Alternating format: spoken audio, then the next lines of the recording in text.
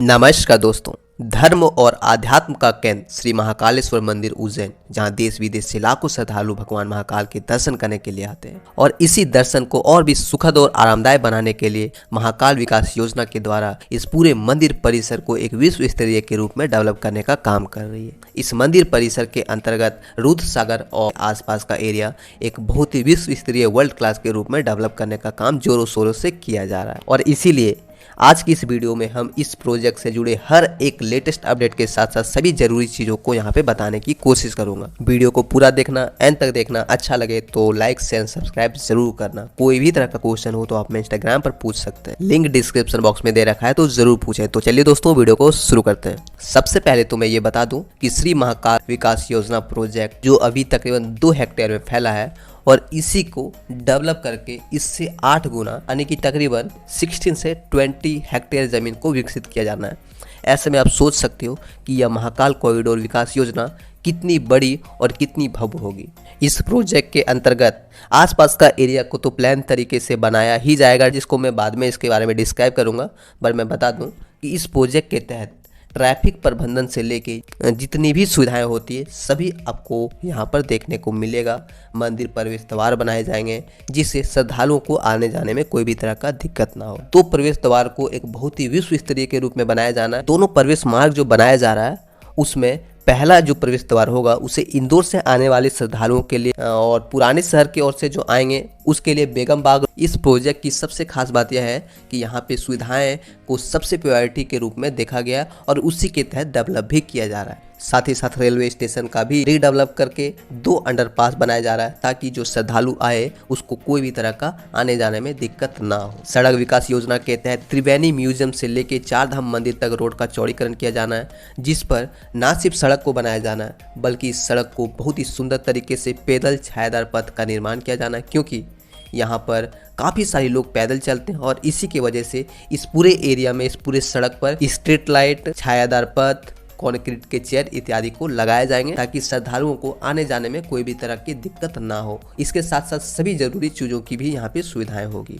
और यह पूरा एरिया CCTV से सर्वेलेंस होगा। इसके अलावा 4 धाम मंदिर से लेकर नरसिंह घाट को कनेक्ट करके एक विश्व स्तरीय के रूप में सड़क का चौड़ीकरण किया जाएगा जिसकी विड्थ 25 मीटर होगी। इतना ही नहीं, इस महाकाल कॉरिडोर के आसपास में जितने भी स्कूल्स, कॉलेज, घर सभी का जमीन अधिग्रहण करके इन सभी को किसी दूसरे जगह पर शिफ्ट किया जाएगा और इस पूरे एरिया में एक थीम पार्क के रूप में एक बहुत ही शानदार तरीके से डेवलप किया। इस थीम पार्क में शिव पर आधारित तकरीबन 118 से ज्यादा स्टैचू को बनाया जाएगा, लोटस स्पोर्ट को बनाया जाएगा, सप्तऋषि प्लाजा को बनाया जाएगा, लेक फ्रंट इत्यादि को रीडेवलप किया जाएगा और पूरी एरिया ग्रीन स्पेस के तौर पे तैयार किया जाएगा। इतना ही नहीं, यहाँ पर शिव स्तंभ को भी बनाया जाना है और इन सभी को एक बहुत ही प्लान तरीके से, एक बहुत ही सिस्टमैटिक तरीके से श्रद्धालुओं की सुविधाओं को ध्यान में रखते हुए रीडेवलप किया जा रहा है। इसके अलावा महाकाल विकास योजना के ऑफिसर्स का कहना है कि महाकाल से जुड़े जितने भी सड़क होंगे सभी को छायादार पेड़ और कंक्रीट चेयर थीम पार्क के रूप में बनाया जाएगा,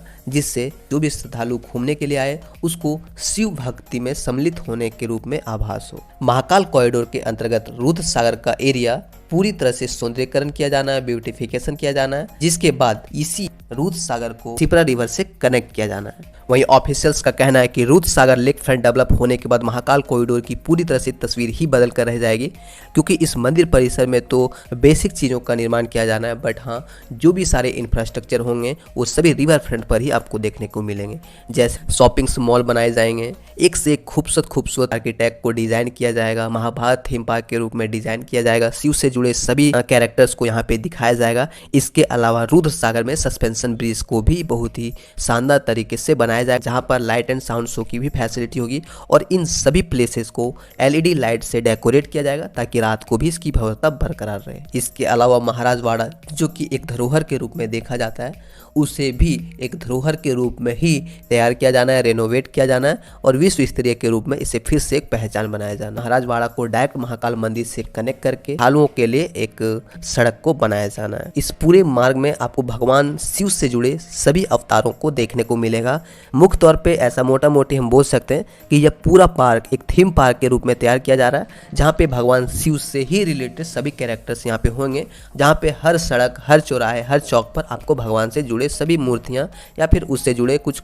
आकृतियाँ आपको देखने को मिलेगी। इसके अलावा खूबसूरत धर्मशाला को बनाया जाना, पार्किंग बड़ी बड़ी बनाई जा रही, सभी सड़कों को चौड़ीकरण किया जाना है, टॉयलेट्स और लॉकर इत्यादि की भी यहाँ पे फैसिलिटी होगी ताकि कोई भी तरह का सामान इधर से उधर ना हो। और यह पूरा एरिया सीसीटीवी से मॉनिटरिंग की जाएगी ताकि कोई भी अराजक तत्व यहाँ पे कोई भी तरह की गड़बड़ी ना करे। वहीं जगह जगह घाटों का भी निर्माण किया जाना है ताकि श्रद्धालु स्नान करके भगवान को जल अर्पित कर सके। यह पूरा महाकाल कॉरिडोर एक विश्व स्तरीय भव्य और आकर्षक के रूप में तैयार किया जा रहा है, जो न सिर्फ उज्जैन की बल्कि पूरे भारत के लिए गौरव भी बनेगा, क्योंकि रिपोर्ट्स का मानना है कि यह महाकाल कॉरिडोर कोई साधारण कॉरिडोर नहीं है, बल्कि भारत की ऐसी पहली कॉरिडोर होगी जो इतनी बड़ी और इतनी शानदार तरीके से बनाया जा रहा है। इसमें थोड़ा सा समय लग सकता है, बट हाँ, यह बनने के बाद कहीं ना कहीं दुनिया की सबसे अच्छी, सबसे खूबसूरत, सबसे स्पिरिचुअल सेंटर के रूप में देखा जाएगा। इस महाकाल कॉरिडोर के अंतर्गत उज्जैन के आसपास जितने भी तीर्थ स्थल हैं उन सभी को चौड़ी चौड़ी सड़कों से कनेक्ट किया जाएगा। वहीं इस पूरे कॉरिडोर को बनाने में तकरीबन 800 करोड़ रुपए की खर्च आने वाली है,